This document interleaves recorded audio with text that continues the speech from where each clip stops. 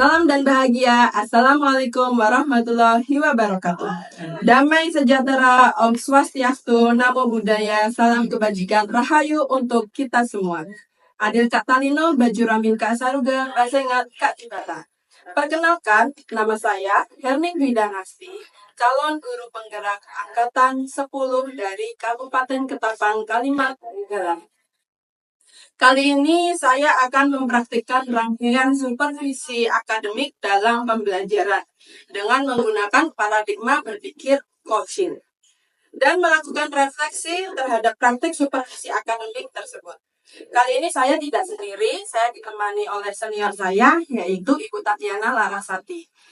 Beliau mengajar pelajaran sosiologi di SMA Negeri 1 Marau. Selamat pagi, Bu. Bagaimana kabarnya, Bu Tati? Selamat pagi, Bu Herni. Gimana kabar Bu Herni? Alhamdulillah, baik juga, Bu. Gimana nih, Bu? Jadi gini, Bu.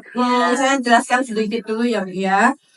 Pagi ini saya minta tolong bantuan Ibu untuk mewawancara Ibu pada salah satu rangkaian kegiatan dari akademi pembelajaran. Nah, akademi pembelajaran itu ada 3 tahapan, Bu. Ada pra-observasi, observasi, dan pasca observasi. Nah, pagi ini kita akan melakukan salah satu dari 3 tahapan tersebut, yaitu pra-observasi. Jadi sebelum melakukan kita observasi, kita akan berbincang-bincang sedikit, Bu.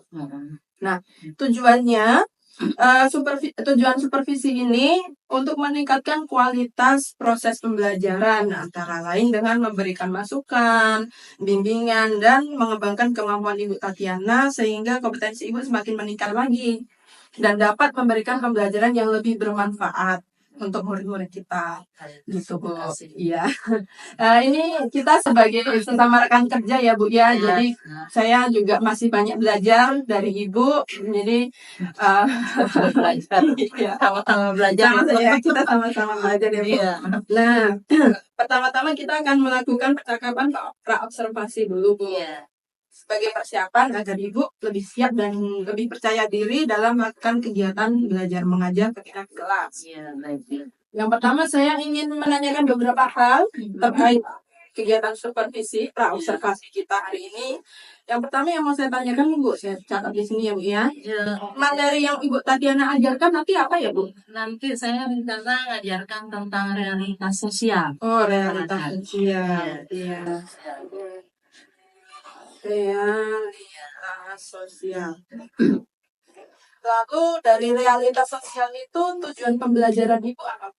Tujuan pelajaran yang ingin saya capai itu siswa diharapkan nanti mampu mengidentifikasi, memahami, menjelaskan, mempresentasi dan juga bisa menyelesaikan permasalahan sosial yang berkaitan dengan realitas sosial di masyarakat itu sendiri. Oh, baik. Ya. Jadi diharapkan dan siswa itu dapat mengidentifikasi, memahami, menjelaskan, mempresentasikan, dan menyelesaikan masalah yang berkaitan dengan realitas sosial.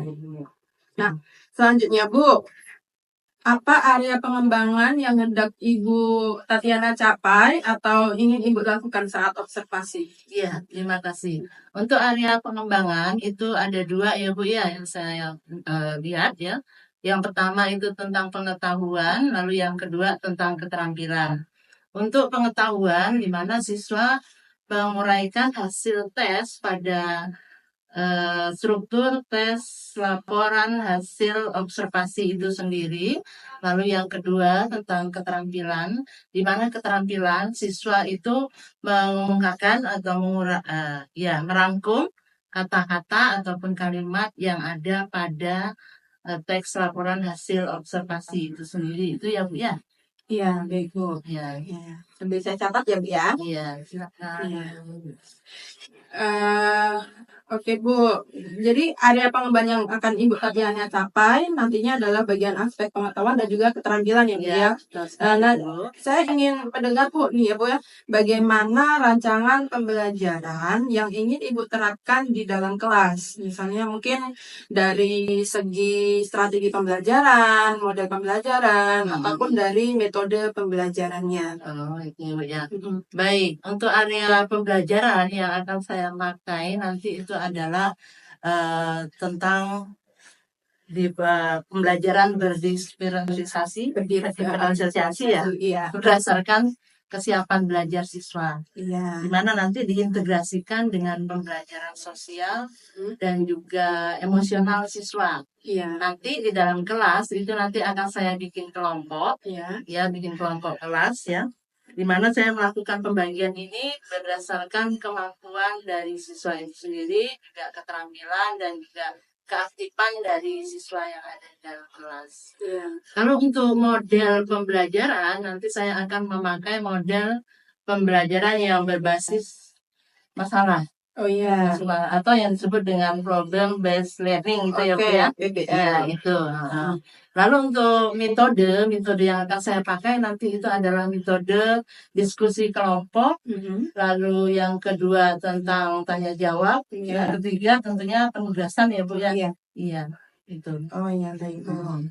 Jadi tadi tentang pembelajaran berdiferensiasi yang terintegrasikan oleh KSE ya Bu, kompetensi sosial dan emosional. Lalu kan kalau berdiferensiasi berarti kan nanti dikelompokkan ada yang visual, auditory, sama kinestetik ya Bu ya. Baik. Kemudian Bu, sebentar ya Bu ya. Oke. Ini sudah saya catat sedikit. Baik. Jadi rencana yang akan Ibu terapkan ini di dalam kelas menggunakan strategi diferensiasi tadi ya, pembelajaran diferensiasi. Nah, bagaimana dengan media pembelajaran yang akan Ibu gunakan di dalam kelas? Iya, model pembelajaran media. Oh ya, media pembelajaran yang akan saya pakai itu nanti saya mungkin akan menggunakan beberapa contoh ragam tentang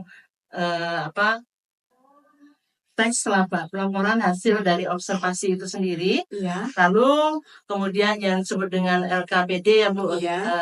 Apa itu? Lembar kerja peserta didik atau yang disebut dengan lembar kerja ya. Iya. Kemudian lalu yang disebut dengan PPT atau PowerPoint ya. Yang tentunya mungkin di situ juga harus memakai laptop ya. Iya, betul. Iya, pakai laptop, infokus ya Bu ya. Iya, berarti itu yang disiapkan. Baik Bu, terima kasih. Kira-kira kapan nih Ibu akan melakukan pembelajaran tersebut, di hari apa, di kelas berapa, dan juga di jam keberapa? Iya. Kebetulan saya ada jam pelajaran di kelas 10C. Iya. Di jam ke-3 dan ke-4 hari Kamis, Bu. Oh iya. Hari Kamis nanti ada. Oke, baik. Terima kasih saya catat. 10C. Iya, 10C. Jadi nanti hari Kamis di kelas 10C jam ke-3 dan 4 ya Bu? Iya. Nah nanti ketika Ibu akan melakukan pembelajaran tersebut, saya akan membersamai Ibu di dalam kelas, akan melakukan istilahnya menemani aja Bu, jadi cuma melihat secara Ibu mengajarnya bagaimana, jadi supervisi gitu loh Bu istilahnya. Nah saya juga akan melihat dan mencatat beberapa hal yang bisa terjadi di dalam kelas gitu. Nah nanti setelah kita melakukan observasi di dalam kelas tersebut, kita juga akan melakukan satu tahapan lagi Bu, yaitu pasca observasi gitu. Itu percakapan yang terakhir. Nah percakapan pasca observasi itu nanti akan didampingi juga oleh pengajar praktik saya. Nah pengajar praktik saya itu nanti Pak Tri Bintang Pamungkas ya Bu, dari SMK Marau. Siap. Nah, terakhir nih Bu, apa harapan dari observasi yang akan kita lakukan bersama nanti? Oh ya, tentunya untuk harapan yang sekiranya sudah rencana pembelajaran yang sebenarnya sudah saya rancang dan siapkan ya Bu ya, itu pembelajarannya dapat berjalan dengan baik dan lancar dan juga sesuai dengan apa yang saya harapkan ya, di mana semua siswa itu ikut aktif dalam kelas, lalu dapat memahami semua materi dengan baik dan benar. Itu ya saya. Oh iya Bu, baik Bu. Jadi saya pun juga berharap demikian ya Bu, semuanya lancar, juga siswa juga dapat pokoknya berjalan sesuai dengan apa yang kita harapkan, murid-murid dapat terlibat aktif dan bisa memahami materi dengan baik. Nah, Kira-kira itu Bu percakapan kita pada praobservasi ini. Nanti ketika observasi itu waktu hari H Ibu observasi, saya mau bersama Ibu ya Bu ya. Nah setelah itu kita juga ada percakapan lagi, namanya pasca observasi yang akan didampingi Pak Triminta Pamungkas sebagai pengajar praktis. Siap, ya.